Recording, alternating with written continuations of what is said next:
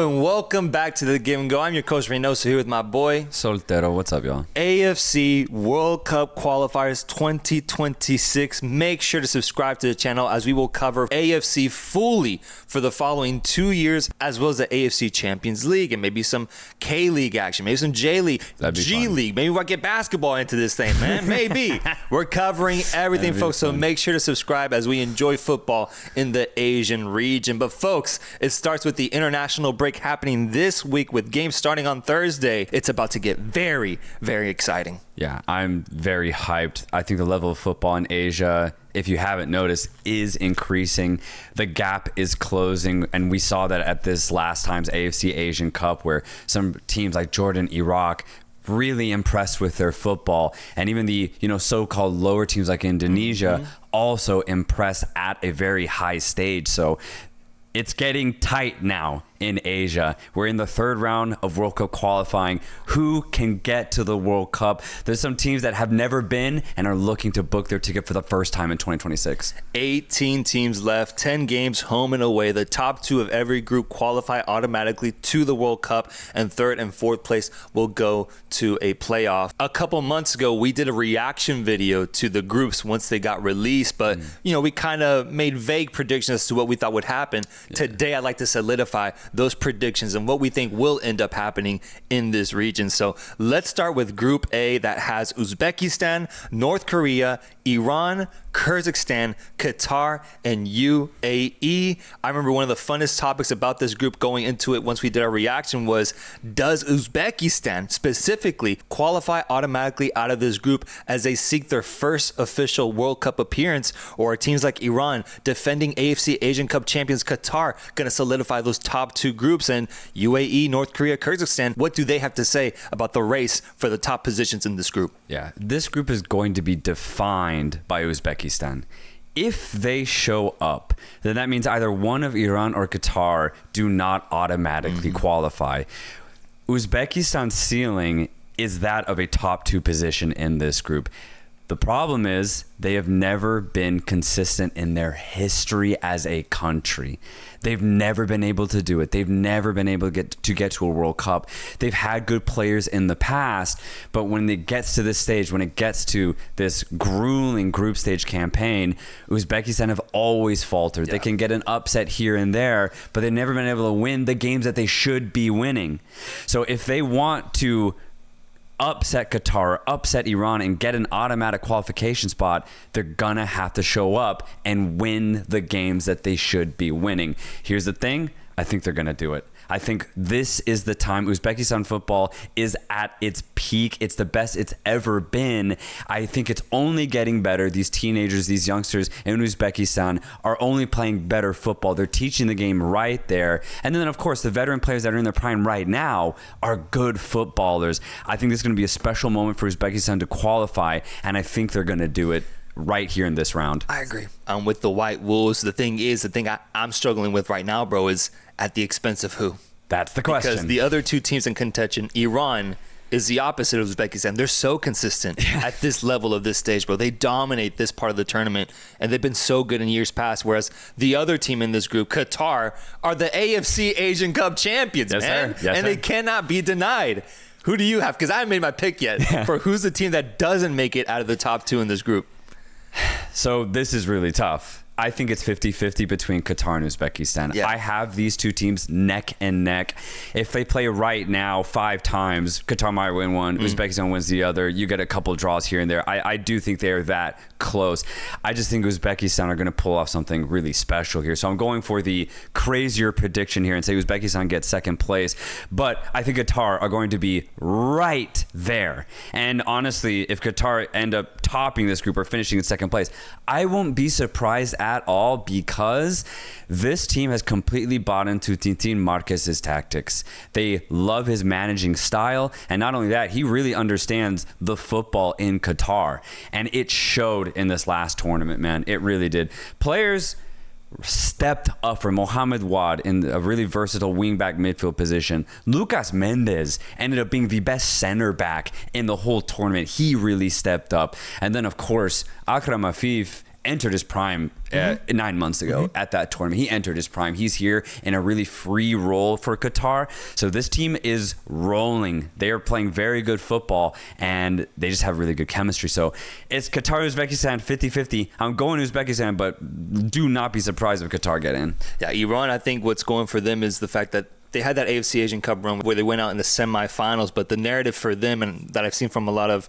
Iran fans, is that this team is starting to get a little old. There is experience to them, but what we thought would end up being a bigger peak for them at their best didn't really end up delivering, dude. And so it's a little disappointing when you look at the players, the starting 11 that they could form. It was really, really good, but now they're all starting to age, and now it feels like they're trying to transition out of that old guard that they have. So they're kind of in this in-between zone right now that I wonder whether if it will affect how they qualify out of this group, whether if it's in second or third, or maybe that experience shows itself and they just end up getting first once again.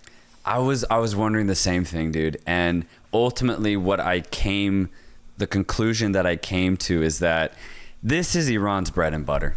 World Cup qualification specifically. They're very good in long, grueling campaigns. They have 10 matches to figure this out. They always do, and they will this time out as well, even though they had a really disappointing campaign 8 months ago in the AFC Asian Cup. And yes, their team is getting older, and the youngsters that are coming through aren't as exciting, and especially when you compare it to the youngsters that Uzbekistan have. So while the energy might not be positive or super positive for Iran, they're very good at this. They know how to handle the mid-tier AFC sides, and they're going to be able to handle them in this group too. Yeah, folks, let us know, where do you have these three teams going in Group A? Because when I compare it to other groups, I do think this group has a clear gap after that third place team. I think the fourth, fifth, and sixth place team are just not there, able to compete with the top three teams of this group, with UAE, Kyrgyzstan, and North Korea remaining in this group. I'm gonna be honest, bro, from what I saw from Kyrgyzstan football and UAE football at the Asian Cup, the only team I'm really excited about out of these three is North Korea, man. What a story. The fact that they even have a shot at maybe making it in fourth, dude, that's what I'm going to be looking for, because I just ultimately didn't fall in love with UAE or Kyrgyzstani football. Yeah, I mean, Kyrgyzstani football at the Cup was really bad. Tough watch. Really tough watch. They have little to no offense, and their defense is suspect. So they just don't have a lot going for them, unfortunately. And for the UAE is really interesting. They've kept their coach Paulo Bento. Yeah. It's largely the same squad that he's called up. Of course, they're using, the naturalized foreigners in Fabio Lima, Caio Canedo, very good players that will help them. But in general, I just think the UAE lack a cutting edge. They just don't have players that Uzbekistan, Qatar, and Iran have that can really hurt them. So, for example, I do see UAE being a tough opponent, right? They're not going to be pushovers. They can play up to the level of Qatar, Uzbekistan, for sure. But I just think over 10 matches, their offense is going to get tested, and they're going to fail those tests. I just don't see UAE scoring consistently enough to get into a top two spot. They can scrap for fourth, though. That's for sure. No, they can. I would say they're the favorites to get fourth. Yeah. They are. But I'm looking at narratives, because I love to see all the stories happening in Asia. That's one of my favorite parts about this region.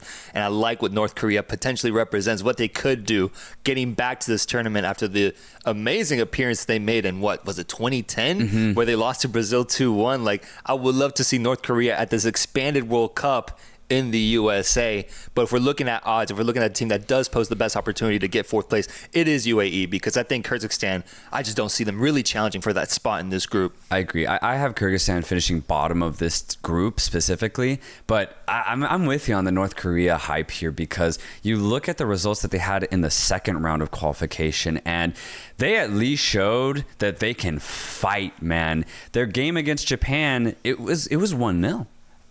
In Japan, pretty impressive. Yes, they obviously lost the game, and they will lose those games. I'm not saying North Korea can pull off something crazy. I'm not saying that. Yeah. But what I am saying is they can fight. Yeah, they can scrap. And if all their objective is to fight for fourth place, maybe they get really close to doing so. So I'm going to be watching North Korea, because I do think they can have somewhat of a shout to get into that fourth round. Yeah, that's why I think going into this week in the games to watch, the first matches that we'll see is Uzbekistan, North Korea. I think that's worth keeping an eye on. That should be a fun matchup. And then Qatar, UAE. That should give us a good indication of how UAE plans on approaching this tournament? Can they keep it tight? And Qatar, are they going to show off right off the bat, showcase that AFC glory that they acquired at the Asian Cup, and go out and dominate UAE? Those are our predictions for Group A. Folks, let us know, who do you think will top, get second, third, fourth, all the order in Group A? Let us know down below. Moving on to Group B, which has South Korea, Palestine, Iraq, Oman, Jordan, and Kuwait. This group is going to be so fun. This group is going to be so fun. Just looking at it on paper, I see 4 or 5 potentially fun teams to watch, entertaining teams to watch in this group. And I think the question here is, who's going to top it, bro? Because we got AFC Asian Cup runners-up in Jordan, who put on an incredible performance back in February that everybody fell in love with. We fell in love with this Jordan team and the players that they have, and that the way that they can work together under a new head coach, by the way. And you can also say the same thing for Iraq, who is coming into this tournament after a really impressive AFC Asian Cup, and as of the past 12 months have been playing amazing, wonderful football. But then there's South Korea, a big, powerful force in this region that seems to always get out of this part of the tournament. Where do they land in Group B? Do they top it, or do they end up going to a playoff spot? You can also throw in Palestine, who I was impressed with at the AFC Asian Cup, and the story that they have, the emotion behind this team, the fact that they haven't played a single game at home and have been able to make it this far is so freaking impressive. And then teams like Oman, who consistently are at this phase of the tournament, but just aren't able to make it past. And then Kuwait, who got in here at the expense of a controversial, dramatic India result on that final match day. Fun group for me, man. Where do we start with this one? I'm looking at Korea here specifically to top this group, and the analysis is very similar to Iran's. I just think when it comes to World Cup qualification, Korea are very good at this, right? Under pressure, Korea crack. They have been cracking like crazy over the last couple of years. Man. But if you give them 10 matches to do something, they always pull through. And I think the same thing's going to happen here, even though there are some incredible teams that are going to be right underneath them. For Korea specifically, though, what I'm going to be watching over the course of these next 10 matches is their balance, because they have been so unbalanced these last 3 years. They either have a really good offense, but their defense is left wide open, or within a single 90 minutes, if they go through a bad spell in a match, they get ran. They get absolutely ran against an offensive opponent. So they're going to get tested in this group with 2 very offensive teams in Iraq and Jordan. They need to figure those games out. Those would be really good rehearsals for the World Cup itself. And it's a good opportunity for their new coach as well to see if he can be the guy to balance this team out. It's apparently the same coach that took them to the 2014 World Cup. He's been reappointed to try and do the same thing for 2026.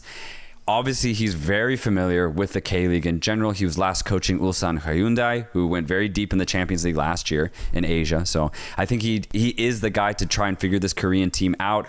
Obviously, they have very talented players, right? I mean, 100%. They have incredibly talented players on the offensive end of things and defensive end of things. But I want to look at how they approach these high-pressure games in Jordan and Iraq. But yes, I do have Korea topping the group no matter what. Topping? I have them getting out. They're getting out in second place, in my opinion. Topping it, I have a team that put on an incredible third round phase of AFC qualification in Iraq. Incredible performance, man. I believe they won every single game that they had faced in front of them. The quality up front and Ayman Hussein is so good. The chemistry of this team is amazing to watch, and just the heartbeat, the love that they have for each other is infectious when you watch this Iraqi team go up against any other squad. Ultimately, I do put Jordan in third because of how close they came last round to potentially not making it here when they were going head-to-head with Tajikistan at the moment. But then ultimately overcame them in that final match day. So I'm actually going to go with a magical run here of Iraq topping this group against a South Korean team that I think is a little bit weaker than in years past. And so I think South Korea will still take care of business in the way that they've always done, but a magical team like Iraq will overtake them, or even I'll be open to the idea of Jordan doing that potentially as well. I just think it will be South Korea somehow making it out of those top 2 spots. Yeah, Iraq potentially have the best coach in the region in Jesus Casas. What he's been able to do with Iraq is so special. You talk about a team in Korea who's a little bit unbalanced. They don't know how to approach certain games, it's the opposite with Iraq. They know exactly how they approach each match, but it's because of the confidence and certainty that Casas brings to this team. And you see the way they play, it is a contagious energy that is hard for opponents to play against. It's physical in the midfield. It's relentless running on the flanks. And then it's sheer pace up top. And then you have the focal point of Ayman Hussein, who's an incredible classic number 9 who likes to do the dirty work in the box, but he's also pretty clinical in front of goal if you give him the opportunity. All in all, it ends up being Iraq having a complete team. I like the idea that you have them finishing up top. The reason why I don't have them finishing up top is because what are Jordan going to do, man? Are they gonna show up? Because if they show up, it's gonna be a 3-horse race to try and get first place, which is crazy. Because if Jordan show up, man, then there could be a crazy combination where maybe Korea's not guaranteed a top 2 spot going into the last match day, and it could be Jordan and Iraq somehow snatching those top 2 places, man. This could be a really crazy finish, but both Iraq and Jordan are gonna have to show up consistently. And that's why I just think Korea is going to figure it out, just because they've been here before. Jordan and Iraq, not necessarily so. No, for sure. The experience factor, South Korea, the history factor, they have it all on their side. I get it. I see South Korea in second, and then I see first place as Iraq/Jordan. Yeah. Whoever wants it gets it type vibe. Yeah. But then you have an wide open race for 4th place as well, with Palestine, Oman, and Kuwait chasing it. This one's really interesting because I would like to say that Palestine has the best odds here after what I saw at the AFC Asian Cup, but Oman is feisty, bro. They are feisty, and they can be defensive, and they can get a point against the top teams as well, just going for a 0-0 type of approach. So I struggle to give Palestine that immediate confidence in them, but I will. Because I think the story. I'm big on stories here in the AFC region. I love what Palestine represents, what they've been able to do so far, and the perseverance that they've displayed as a unit, as a group. I think it's going to show itself in this tournament. I love to see the idea of them facing off in a playoff matchup to go to the World Cup will be incredible.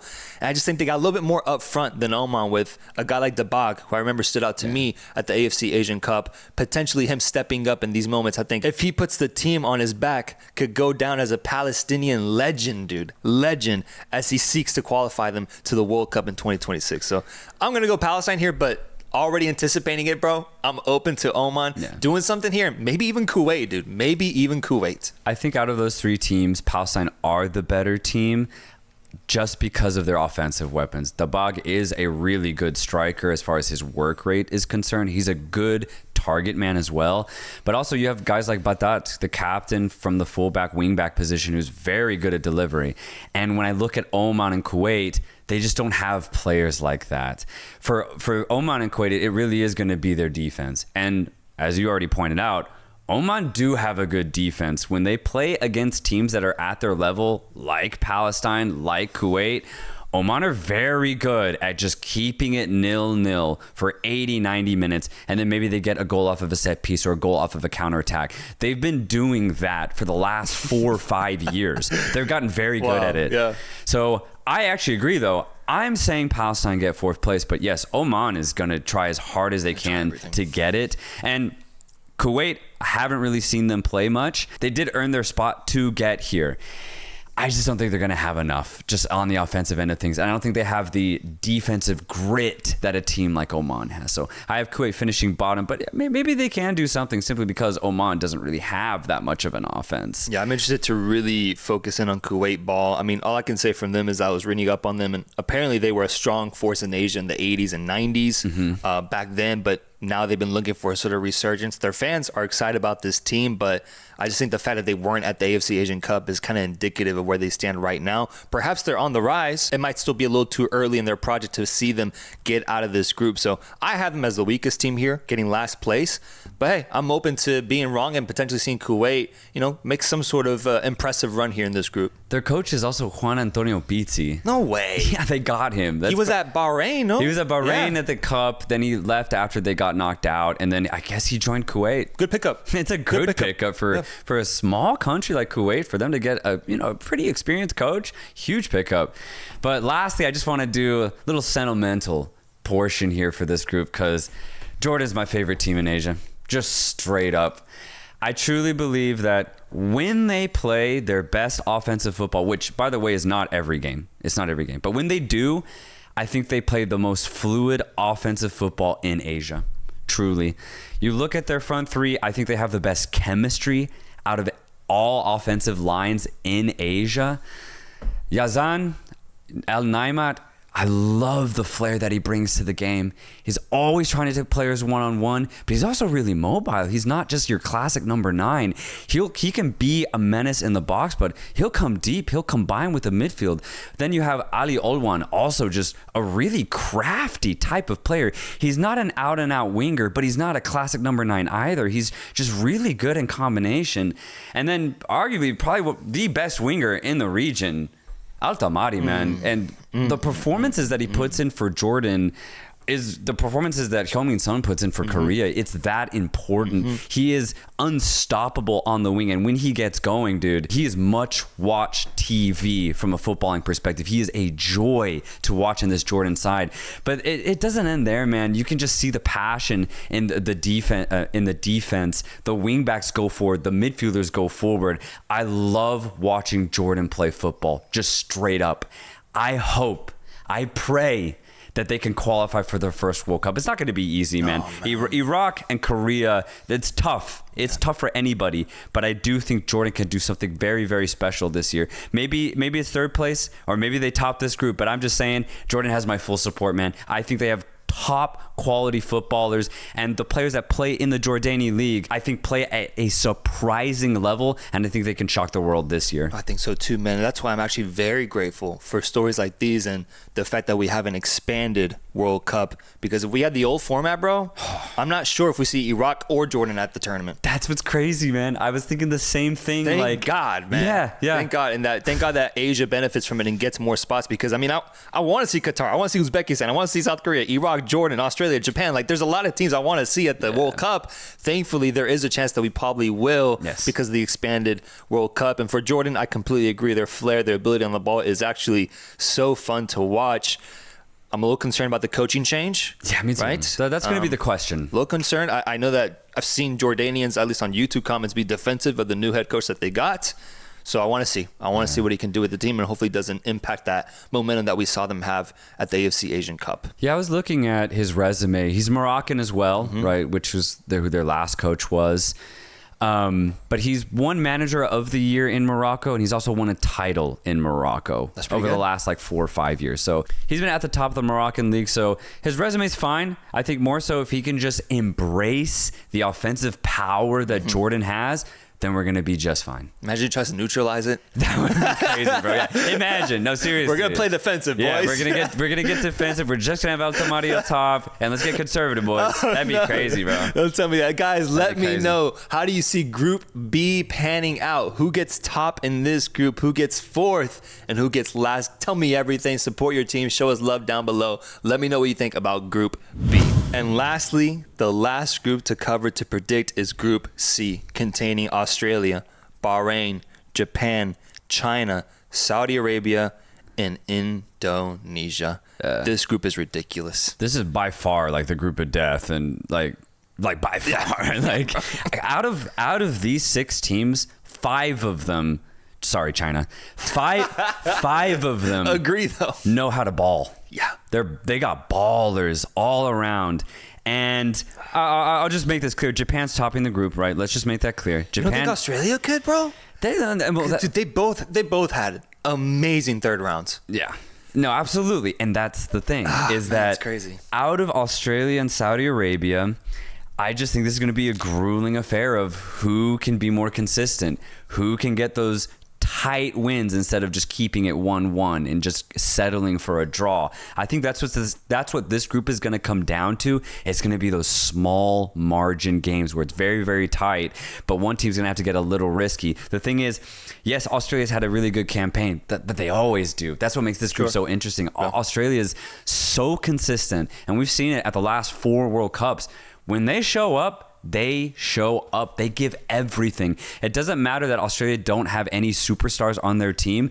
The 23 players that get called up, they give everything for Australia. They give everything for Graham Arnold. And that's what you can expect from Australia, is that consistency, that grit. We saw it at the AFC Asian Cup. They definitely have some problems offensively, but defensively, they are very tough to break down. Yeah, they just know how to dominate this region, dude. Yeah. They really do. And I'm done underestimating Australia personally, because I've gone through an ayahuasca-like enlightenment with Australia, from downing them at the World Cup 2 years ago to doubting them at the AFC Asian Cup and seeing them impress once again. Australia is just such a good team in this region, and I think that they have such a good mixture of experienced players and young players that they can rotate in and out. And Graham Arnold, I think, is also one of the best coaches in the region as well. Yeah. I don't have them getting first, though. I agree with you. I have Japan, because for Japan, I saw them have an incredible third round of qualifying where I believe they didn't concede a single goal and just absolutely dominated teams. But I think a big difference maker for Japan for these next 10 games is the return of Mitoma, who is finally healthy after being injured for a long time with the Japanese international team with Brighton. He came on as a sub during the AFC Asian Cup, but was only able to come on as a sub in 2 games, I believe, and wasn't able to make an impact, get into rhythm. But then also Japan as a whole in the AFC Asian Cup, I mean, they disappointed, bro. They disappointed. It was honestly a failure of a tournament, given how high we were, as well as many other people were, on Japan going into that tournament. And so I feel like they're going to take it all out on these teams. They're gonna make a resurgence here, because they have to remind themselves that of all the teams in Asia, we're the ones that are capable of going the deepest at the World Cup. Let's not forget who we are. We are Japan, the team that beat Germany, that got out of a group with Germany, Spain, and Costa Rica just 2 years ago. The team that many people fell in love with, and that almost knocked out Belgium 6 years ago at the 2018 World Cup as well. Yeah. We are Japan, dude. We are in a great period right now. We have players in our prime. Moriyasu is a good coach.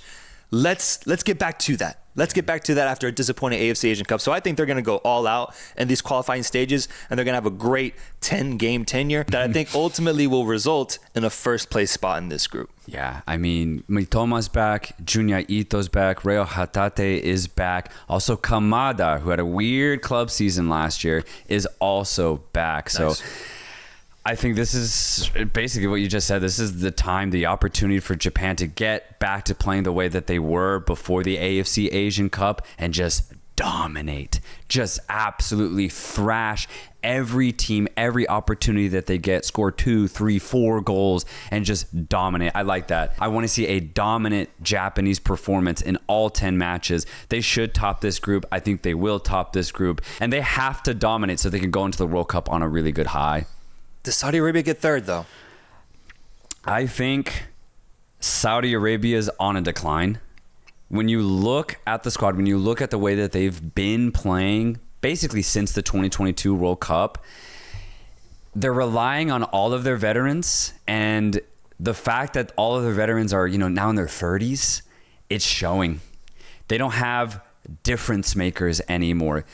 Their veterans were good 4 years ago, right? 3-4 years ago when they were in their prime and towards the end of their prime when they could dominate a football pitch. But I don't think they're at that level anymore. And the problem is that the youngsters, this new generation of Saudi players, are not cutting it. What youngsters, bro? Exactly. I don't even know. They're not even showing up, man.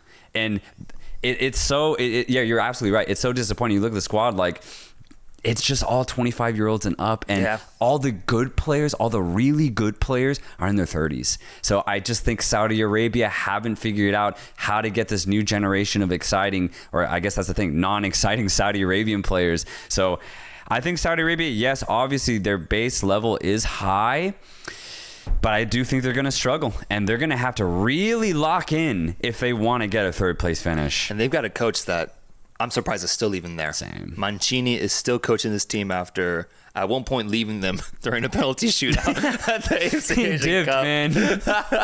I don't know. I just don't buy into this Mancini hiring or phase or era that we're in with Saudi Arabia. I think what they had under Renard was truly something much, much better, much more productive. And when I think about Saudi Arabia, it's tough to find a team out there in international football that had such a clear peak as Saudi Arabia. Seeing them defeat eventual World Cup winners. Argentina 2-1.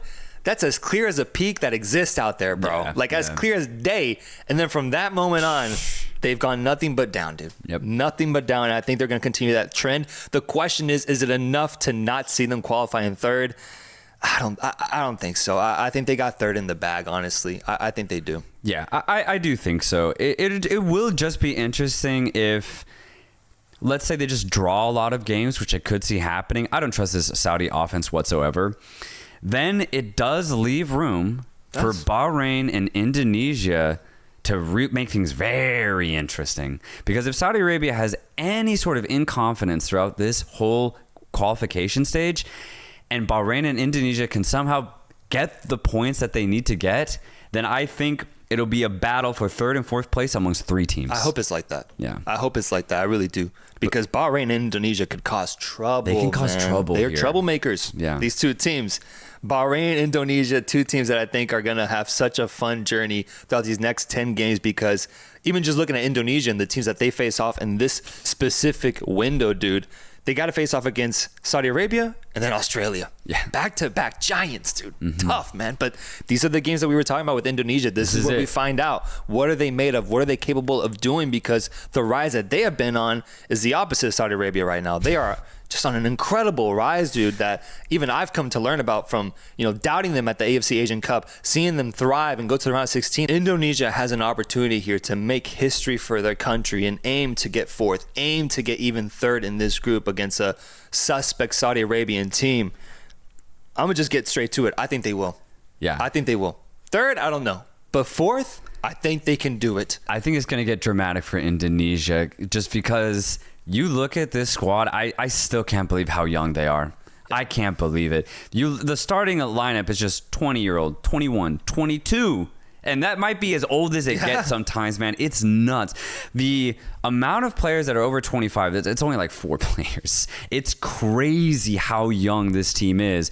But that's what's exciting about Indonesia, because yes, they may be inexperienced, and that's going to come into play throughout this qualification stage. But the talent that they have is very exciting.